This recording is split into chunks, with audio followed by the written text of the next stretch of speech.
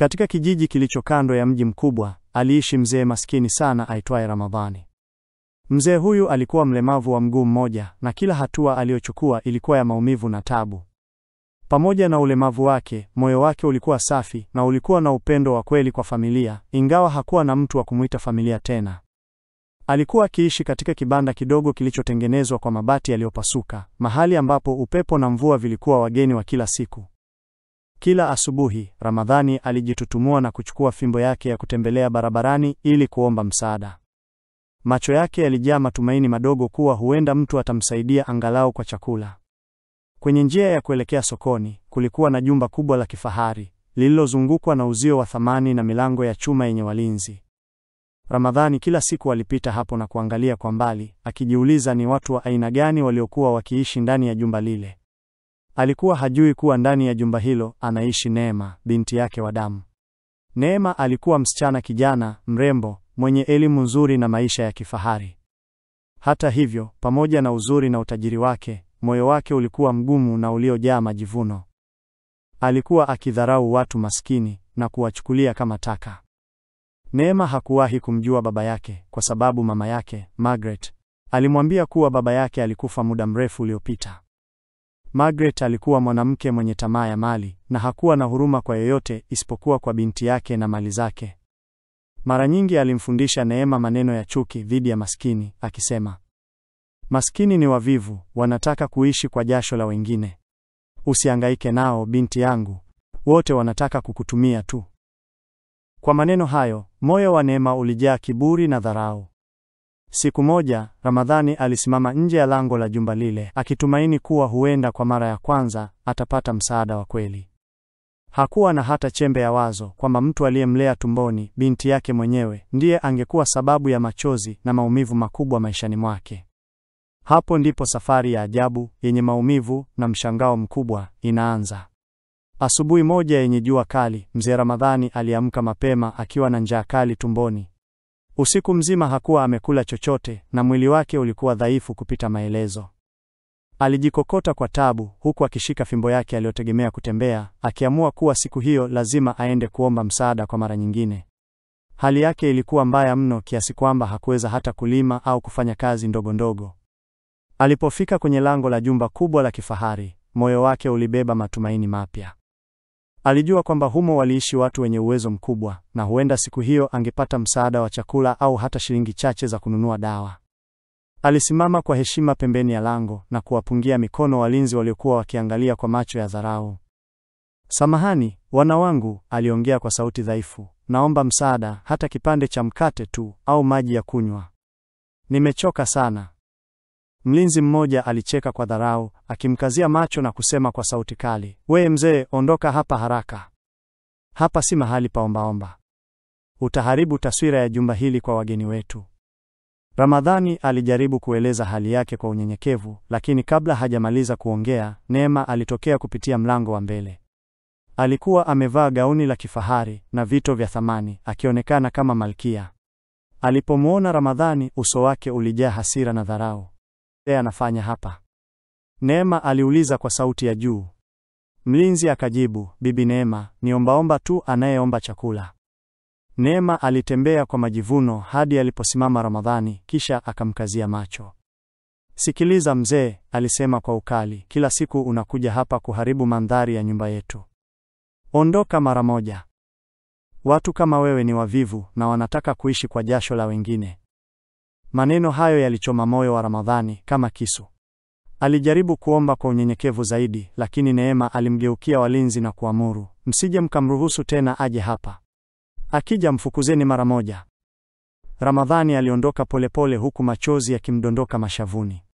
Alijiuliza, kwa nini dunia imenigeukia hivi? Akiwa hajui kuwa aliyemkemea kwa ukatili ndiye binti yake mwenyewe. Usiku ulipoingia, anga likiwa na nyota chache zilizong'aa, Neema alitoka na gari lake la kifahari kwenda kwenye sherehe ya marafiki zake. Barabarani, alipita mitaa ya maskini ambayo hakuwahi kushuka hata mara moja. Hapo, ghafla, gari lake lilisimama ghafla baada ya tairi kupasuka. Alikasirika sana, akitoka nje kwa hasira na kuanza kupiga simu ya kumuita dereva mwingine aje kumsaidia. Wakati akisubiri, Mzee wa ajabu aliyevaa kanzu ya zamani na kichwa kikiwa kimefunikwa kwa kitambaa cheupe, alitokea taratibu kutoka gizani. Alikuwa na macho makali yenye kung'aa kana kwamba aliweza kuona ndani ya moyo wa mtu. Alisimama mbele ya Neema na kumtazama bila kuzungumza kwa muda. Neema alihisi baridi kali ikipenya mwili wake, ingawa usiku ulikuwa sio wa baridi sana. Kwa sauti ya kutisha na yenye uzito, mzee huyo alisema, "Binti, usiku huu nakupa onyo. Siku yako ya hukumu inakaribia. Moyo uliojaa kiburi utavunjwa vipande vipande." Neema alimkazia macho kwa mshangao na dharau. "Wewe ni nani hadi unisemezee maneno hayo? Wewe ni maskini mwingine tu anayejaribu kunisumbua." Aliwaka kwa hasira. Mzee huyo akatabasamu kwa uchungu na kuendelea, "Unamfukuza mtu ambaye damu yake inakimbia kwenye mishipa yako. Mtu huyo ndiye baraka na laana yako kwa wakati mmoja. Usipompa heshima anayostahili utalia machozi ya damu." Neema alicheka kwa dharau, akipiga makofi ya kukejeli. "Haya ni maneno ya kipuuzi kabisa. Hamna mtu duniani ambaye anaweza kuniangusha. Mimi ni tajiri na nina kila kitu ninachohitaji." Mzee huyo alinyamaza kwa muda, kisha akainua mkono wake juu na kusema kwa sauti ya mwisho, "Wakati utafika na utanikumbuka. Lakini utakuwa umechelewa." Baada ya kusema hayo, mzee huyo alitoweka gizani kana kwamba hakuwahi kuwepo. Dereva wa Neema alipofika, alimkuta bosi wake akiwa na uso wa hasira na kuchanganyikiwa. Neema alijifariji kwa kujisemea, "Hakuna mtu anayeweza kuniambia nini cha kufanya. Mimi ni Neema na kila kitu kiko chini ya udhibiti wangu." Lakini moyoni, maneno ya yule mzee wa ajabu yalibaki yakimtesa, yakileta wasiwasi asiyouelewa.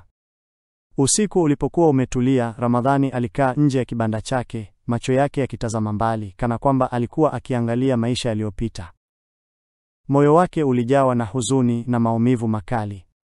Alipokumbuka jinsi alivyodhalilishwa na msichana yule tajiri asubuhi ile, machozi yalibubujika bila yeye kutaka. Alijikuta akishika kipande cha kitambaa cha zamani, ambacho alikuwa amehifadhi kwa miaka mingi. Kitambaa hicho kilikuwa zawadi aliyopata kutoka kwa mke wake wa zamani, Margaret, enzi walipokuwa wachumba. Alikipiga pua kwa upole, kisha akafumba macho na kurudi nyuma kwenye kumbukumbu za maisha yake ya ujana. Miaka mingi iliyopita, Ramadhani alikuwa kijana mwenye nguvu na ndoto kubwa. Alifanya kazi katika kiwanda cha saruji mjini na alikuwa na kipato kizuri cha kumwezesha kuishi vizuri. Katika kipindi hicho, alimpenda Margaret kwa dhati. Margaret alikuwa msichana mrembo, mwenye ndoto za kuwa tajiri na kuishi maisha ya kifahari. Walipendana sana na hatimaye wakaoana. Walibarikiwa kupata mtoto wa kike, ambaye walimpa jina Neema. Kwa Ramadhani, huo ulikuwa wakati wa furaha kubwa zaidi maishani mwake. Aliapa kufanya kila kitu kuhakikisha familia yake inaishi kwa amani na upendo. Lakini maisha yalianza kubadilika pale Ramadhani alipohusiana na ajali mbaya kazini. Alijeruhiwa vibaya na kupoteza mguu mmoja. Baada ya ajali, kazi yake ilipotea na maisha yake yakaanza kuwa magumu. Hapo ndipo tabia ya Margaret ilianza kuonekana kwa dhahiri. Alianza kumkosoa na kumdharau, akimwambia kuwa hawezi tena kumsaidia kufikia maisha ya kifahari aliyoyataka. Siku moja, Margaret alichukua hatua ya kikatili. Alimdanganya Ramadhani kwa kumwambia kuwa mtoto wao, Neema, amekufa ghafla kwa homa kali. Ramadhani, akiwa na huzuni kubwa, hakujua kuwa ilikuwa uongo mkubwa. Wakati huo huo, Margaret alimwacha Ramadhani na kuolewa na mfanyabiashara tajiri, akienda kuishi maisha ya anasa mjini. Ramadhani alibaki peke yake, maskini na mwenye majeraha ya mwili na moyo. Lakini ndani ya moyo wake, upendo kwa binti yake ulikuwa bado hai, hata bila yeye kujua kwamba Neema alikuwa bado hai na anaishi maisha ya kifahari. Kwa masikitiko makubwa, Ramadhani alijua kwamba dunia inaweza kubadilika kwa haraka, lakini ukweli hauwezi kufichwa milele. Siku zilipita taratibu huku maisha ya Ramadhani yakizidi kuwa magumu.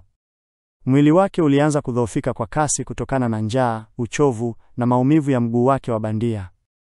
Alikuwa amechoka kwa hali ya maisha aliyokuwa akiishi, lakini moyoni bado alikuwa na matumaini madogo kwamba siku moja angekutana na mtu wa kumsaidia au angalau kumpa faraja. Siku moja hali yake ya kiafya ilianza kuzorota ghafla. Alianza kupata homa kali na maumivu makali kifuani. Mwili wake ulianza kutetemeka na hata fimbo aliyokuwa akitumia kutembea ilishindwa kumsaidia kusimama sawasawa. Alipojaribu kutoka nje ya kibanda chake kuomba msaada, alianguka sakafuni na kupoteza fahamu kwa muda. Majirani wachache waliokuwa wakimjua kwa jina na kumhurumia, walimkimbilia. Mmoja wao, mwanamke mzee aliyeitwa Mama Asha, alimnyanyua kwa upole huku machozi yakimdondoka. Mungu wangu, Ramadhani anaumwa vibaya. Tusaidieni tumpeleke hospitali, aliita kwa sauti ya wasiwasi. Kwa juhudi kubwa, walimpeleka hospitali ya bei nafuu mjini. Madaktari walimchunguza na kugundua kuwa alikuwa na maambukizi makali ya mapafu na upungufu mkubwa wa damu. Walimlaza kitandani, lakini vifaa vya matibabu vilikuwa vichache na dawa alizohitaji zilihitaji pesa ambazo Ramadhani hakuwa nazo. Akiwa amelala kitandani, alitazama dari kwa macho yenye huzuni na kuanza kuzungumza na Mungu kimoyomoyo. Mungu wangu, alilia kwa sauti dhaifu, usiruhusu nife kabla ya kumwona binti yangu. Sijui yupo wapi, sijui hata kama yupo hai, lakini ninaomba nitumie pumzi yangu ya mwisho kumkumbatia. Kabla ya kulala usingizi wa uchungu, Ramadhani aliomba kalamu na karatasi. Kwa mikono iliyokuwa ikitetemeka, alianza kuandika barua yenye maneno machache lakini ya kina. Barua hiyo ilikuwa ya kueleza ukweli kuhusu maisha yake, Margaret, na binti yao Neema. Alitarajia kwamba, iwapo hata bahatika kuishi, barua hiyo ingeweza kufika mikononi mwa binti yake na kufichua siri iliyokuwa imefichwa kwa miaka mingi. Lakini wakati huo, hakuna aliyejua kwamba muda wa Ramadhani ulikuwa unayoyoma haraka na kifo kilikuwa karibu zaidi kuliko alivyofikiria. Wakati Ramadhani akipambana na uhai wake hospitalini, maisha ya kifahari ya Neema yalianza kuyumba kwa kasi isiyo ya kawaida. Alikuwa amezoea kuishi maisha ya starehe, magari ya kifahari, sherehe za kila wiki, mavazi ya bei ghali na marafiki waliomzunguka kila mara. Lakini siku moja, taarifa mbaya zilimfikia ghafla kupitia simu kutoka kwa meneja wa kampuni ya familia yao. Bibi Neema, meneja alisema kwa sauti ya hofu, biashara zetu zipo kwenye matatizo makubwa. Mshindani mpya ameingia sokoni na ametuangusha vibaya. Pia, baadhi ya wafanyakazi wamekimbia na fedha za kampuni. Tunahitaji pesa za haraka kuokoa biashara. Neema alishtuka sana. Hakuwa na ujuzi wowote wa biashara kwa sababu mama yake, Margaret, ndiye aliyekuwa akisimamia kila kitu. Alikimbilia kwa mama yake ili kupata majibu, lakini alikuta Margaret akiwa amelala kitandani, akiumwa sana. Uso wake ulikuwa umejaa uchovu na hofu. Binti yangu, Margaret alisema kwa sauti dhaifu, hata mimi sijui tufanye nini. Tumepoteza pesa nyingi sana. Hali yangu kiafya pia inazidi kuwa mbaya, na nataka matibabu maalum ambayo yanahitaji fedha nyingi. Kwa mara ya kwanza, Neema alihisi dunia ikimgeukia.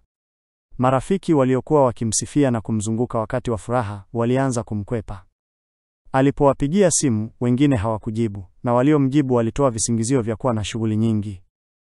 Wengine walimwambia waziwazi kuwa hawawezi kumsaidia kifedha. Ndani ya siku chache, Neema alilazimika kuuza baadhi ya vitu vyake vya thamani na nguo za kifahari ili kupata pesa za kununua dawa za mama yake. Alipoangalia nyumba kubwa waliokuwa wakiishi, alijua kwamba endapo mambo yangeendelea hivi, huenda hata jumba hilo lingeuzwa. Alipokuwa amekaa sebuleni usiku mmoja akilia kimya kimya, alikumbuka maneno ya yule mzee wa ajabu aliyemtabiria barabarani, siku yako ya hukumu inakaribia. Moyo uliojaa kiburi utavunjwa vipande vipande.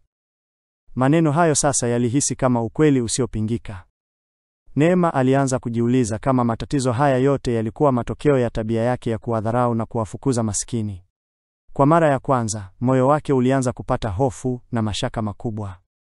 Wakati Neema akihangaika na matatizo yaliyokuwa yakimzidi nguvu, jambo la kushangaza lilitokea.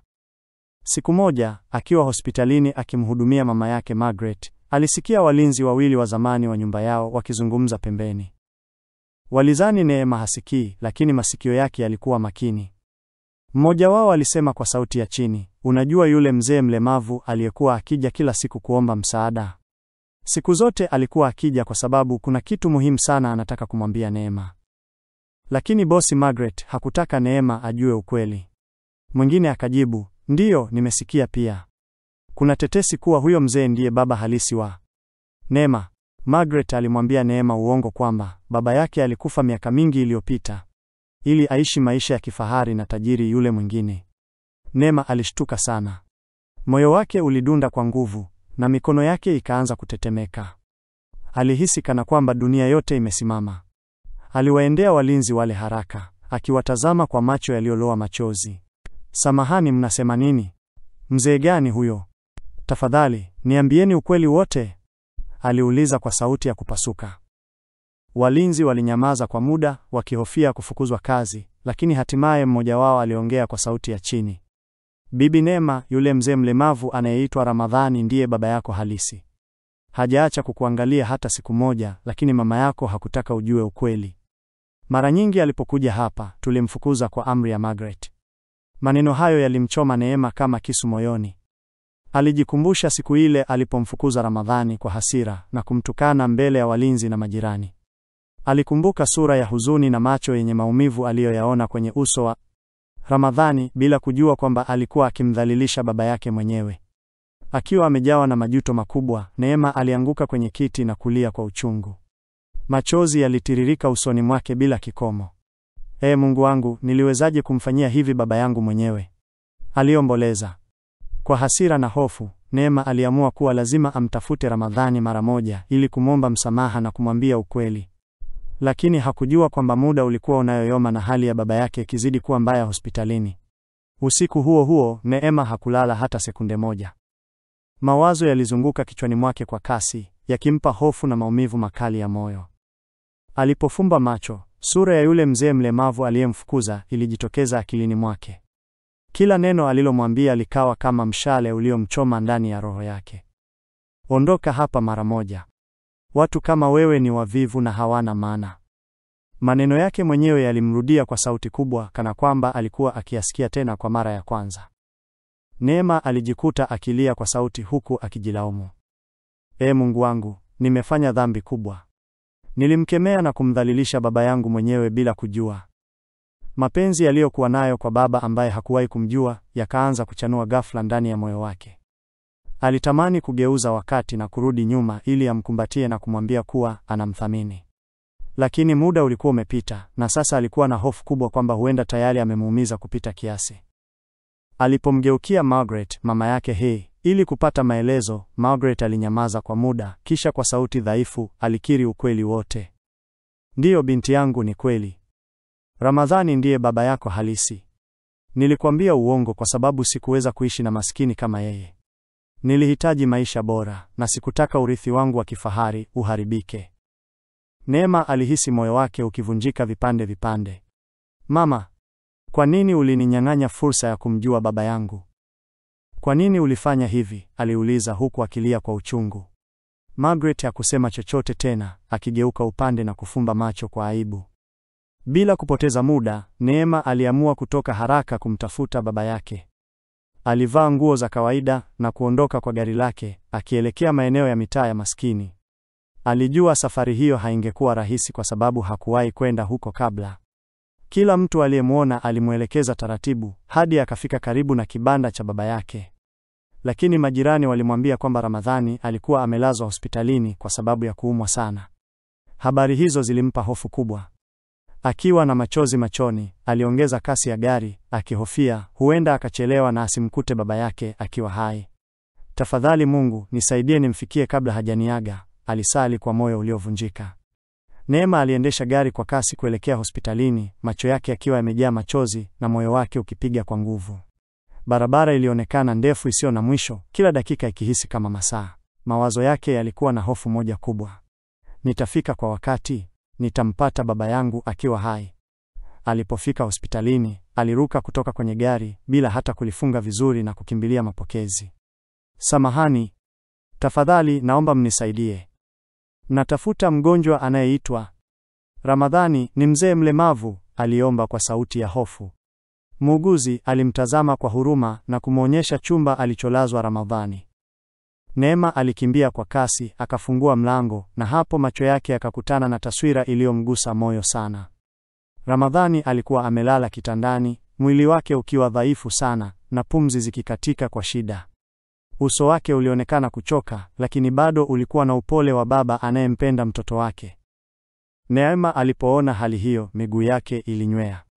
Alianguka kando ya kitanda, akamshika mkono na kulia kwa uchungu. Baba, samahani, sikujua kama ni wewe. Tafadhali, nisamehe kwa kila neno baya nililokuambia. Nilikuwa kipofu kwa majivuno yangu. Ramadhani, kwa nguvu zilizobaki, alifumbua macho na kumtazama kwa upendo. Machozi yalitiririka usoni mwake. Binti yangu, nilikuwa najua siku moja Mungu atakuleta kwangu. Sikuwahi kukuchukia, hata uliponifukuza. Nakupenda sana Neema. Maneno hayo yalizidi kuvunja moyo wa Neema. Alimkumbatia baba yake kwa nguvu, akilia bila kujali nani anamwona.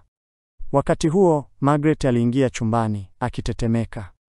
Ramadhani alimtazama kwa muda mrefu, kisha kwa sauti ya upole alisema, Margaret, sikupendi kwa yale ulioyafanya, lakini nakusamehe ili moyo wangu upate amani. Margaret alianza kulia kwa uchungu, akikiri makosa yake mbele ya wote. Ramadhani akamgeukia tena Neema na kusema kwa pumzi ya mwisho, binti yangu, kuwa mwema na usiwadharau watu kwa sura au hali yao, kwa sababu dunia hubadilika. Baada ya maneno hayo, alifumba macho taratibu na pumzi yake ikakatika. Neema alipiga kelele kwa uchungu, akijua amempoteza baba aliyempenda zaidi ya maisha yake, lakini pia akihisi faraja kwamba angeweza kumsamehe kabla hajafariki. Baada ya kifo cha Ramadhani, moyo wa Neema ulikuwa umejazwa na huzuni, majuto, lakini pia mwanga wa mabadiliko. Alijua kuwa maisha yote aliyokuwa akiishi, yenye starehe na mali nyingi, hayakuwa na maana bila huruma, upendo na heshima kwa wengine. Machozi yake hayakumkomoa tu baba yake, bali pia yalimfunulia thamani halisi ya familia, uadilifu na moyo safi, unda maisha mapya. Alijua kuwa hataki kurudi kwenye ubinafsi na kiburi kilichomfanya adhalilisha baba yake. Aliamua kutumia mali zake, elimu yake na nafasi yake katika jamii kusaidia maskini, wagonjwa na wale waliokuwa wanahitaji msaada. Kila kitu kilichokuwa rahisi kwake, sasa kilikuwa kipande cha kutoa msaada kwa wengine. Alianzisha miradi ya kusaidia jamii, kutoa chakula kwa maskini kila wiki, kusanifisha shule za watoto maskini na kuwapatia vifaa vya kujifunzia, kutoa misaada kwa wagonjwa ambao hawawezi kulipia matibabu. Hali hiyo ilimfanya Neema ajue kuwa furaha halisi haipatikani kwa mali peke yake, bali kwa moyo wa upendo na kutoa. Alijifunza kuwa kila mtu ana thamani yake, bila kujali sura, umaskini au hali ya maisha. Margaret, mama yake, naye alijifunza funzo gumu. Alijua kuwa tamaa na chuki hazina tija na kwamba uongo haugusi furaha ya kweli. Aliamua kubadilisha mtazamo wake na kujaribu kuwa mtu bora zaidi kwa Neema, ingawa hawezi kurekebisha maumivu yaliyosababishwa. Neema kila siku alikumbuka maneno ya baba yake, usimdharau mtu kwa sura au hali yake, hujui anaweza kuwa nani katika maisha yako. Mwisho, hadithi hii inafungwa kwa picha ya Neema, akitabasamu, akitazama watoto wanacheza sokoni waliokuwa wametolewa msaada wake. Moyo wake ulikuwa umejaa amani na macho yake yalikuwa na mwanga wa upendo. Alijua kuwa ingawa hakupata baba wake kwa muda mrefu, alijifunza funzo kubwa zaidi: huruma, upendo na msamaha ni hazina halisi ya maisha. Hadithi ya Neema na Ramadhani inatufundisha kuwa dunia inaweza kuwa ya dhahiri na ya majivuno, lakini moyo wa kweli, huruma na familia ni thamani ambayo haiwezi kupimwa na fedha wala mali yoyote. Ni funzo lisilosahau: upendo na heshima kwa wengine hupatikana kwa moyo safi, si mali wala heshima za kifahari.